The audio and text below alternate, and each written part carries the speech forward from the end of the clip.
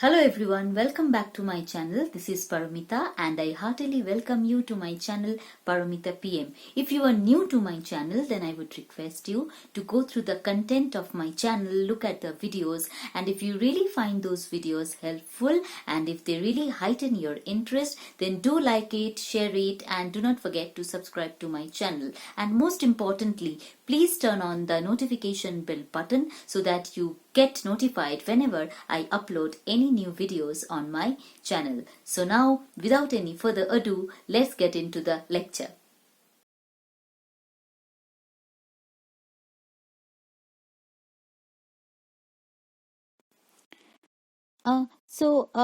Again, while talking about chapter 1, let me point out that according to Woolf, now it is this the subject on which she is going to talk about. It is very controversial. It is highly controversial, and that is why she says that it is not possible for her when a topic is very controversial. One cannot expect to tell the one cannot hope to tell the truth. So here she uses the medium of fiction for her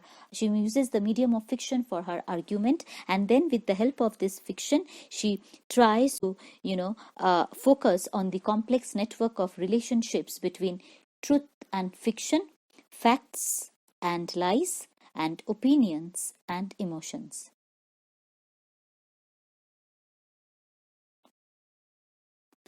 So the I, who is the narrator of this story, you should note that it is not Woolf. This narrator is not Woolf.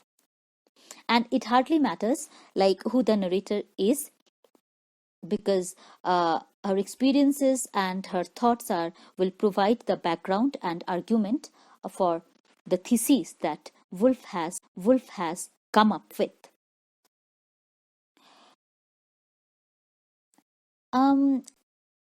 So when the Woolf's main thesis is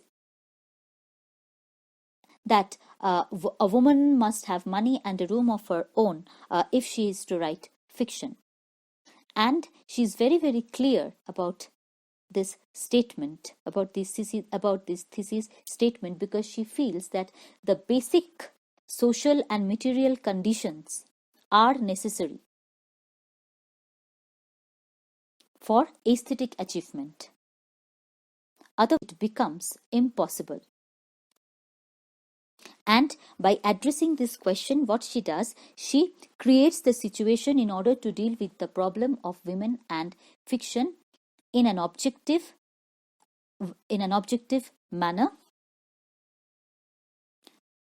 And as Woolf, keeps on describing her narrator's thoughts on women and fiction, she also talks about the role of several interruptions in the reflective process. So first, she says that a private room, which would represent a woman's privacy, that is a basic requirement for her creative work.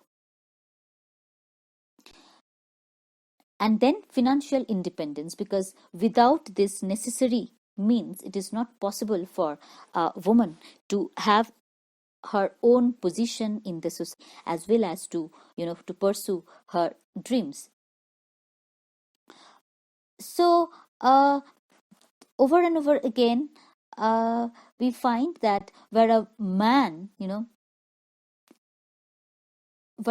movement is not at all restricted, he is allowed to move about freely. The narrator's movement is restricted to a narrow path on the Oxbridge campus. She is not even allowed to enter the college library. So all these obstacles, all these hurdles symbolize the effects of an education radically restricts the scope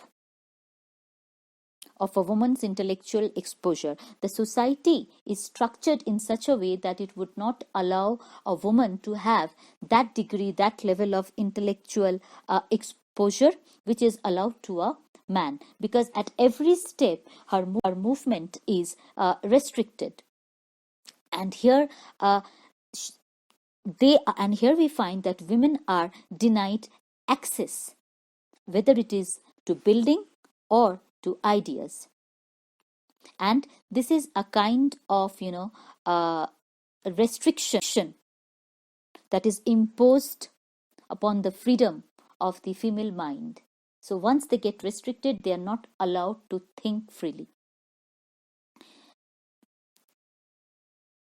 So this kind of exclusion, the way women are excluded, is a kind of interruption which would not only disturbs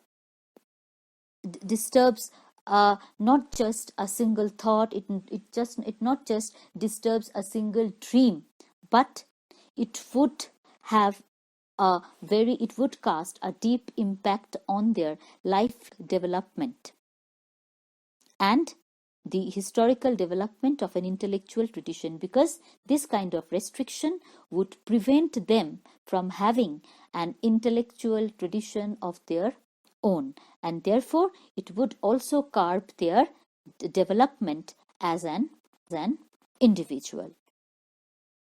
So these are the main ideas that we mainly come across in chapter 1 of Woolf's A Room of One's Own.